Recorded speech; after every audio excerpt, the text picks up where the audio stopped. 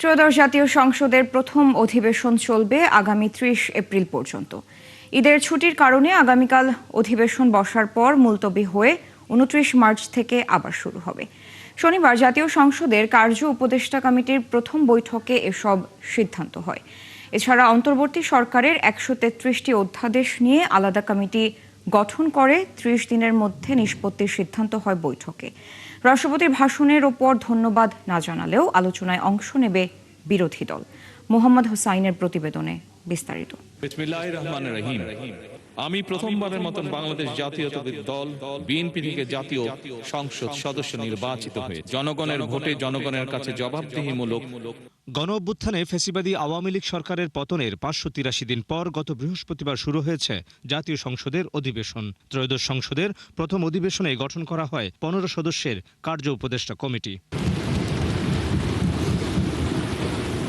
গ্লিটারের twin lemon ও antibacterial formula বাসনকে চকচকে জীবাণুমুক্ত করে আমাদের দেয় গ্লিটার গ্যারান্টি। শনিবার পার্লামেন্টের স্পিকার অবসরপ্রাপ্ত মেজর হাফিজউদ্দিন আহমেদের সভাপতিত্বে প্রথম বৈঠকে অংশ নেন সংসদ নেতা প্রধানমন্ত্রী তারেক রহমান, বিরোধী দলীয় নেতা ডক্টর শফিকুর রহমান সহ অন্য সদস্যরা।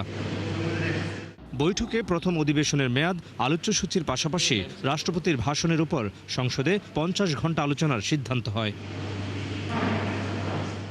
বৈঠক শেষে বের হয়ে মন্ত্রীরা সাংবাদিকদের জানান, আগামী ৩০ এপ্রিল পর্যন্ত চলবে প্রথম অধিবেশন।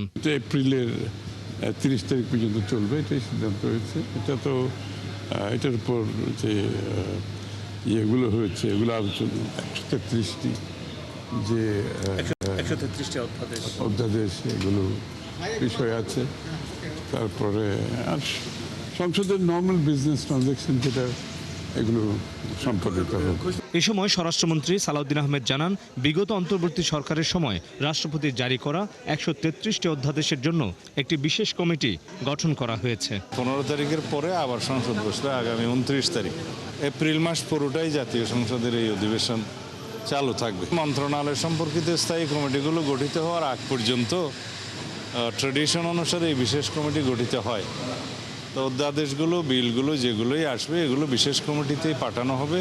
সেখানে যাচাই বাছাই হয়ে তারপরে রিপোর্ট আকারে সংসদে উত্থাপিত হবে। রাষ্ট্রপতির ভাষণের উপর ধন্যবাদ না জানালেও আলোচনায় অংশ নেওয়ার কথা জানান বিরোধী দলীয় চিফ হুইপ। রাষ্ট্রপতির ভাষণের উপরে আমরা আমাদের বক্তব্যটা তো অবশ্যই দিব, যে আমরা কোন কারণে ওয়াকআউট করেছিলাম, কোন কারণে আমরা মনে করেছিলাম যে রাষ্ট্রপতি বক্তব্য দেওয়া অনুচিত এই সংসদে।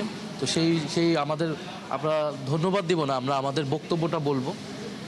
এবং সংবিধান সংস্কার পরিষদ নিয়ে তো এই মিটিংয়ে আলোচনা হওয়ার কিছু না, সেটা আমরা সংসদে এই আলোচনা উত্থাপন করব। সরকারি ছুটির দিন ছাড়া প্রতিদিন বিকেল ৩টা থেকে শুরু হয়ে রাত ৮টা পর্যন্ত চলবে জাতীয় সংসদের অধিবেশন। মোহাম্মদ হোসাইন, ৭১, ঢাকা।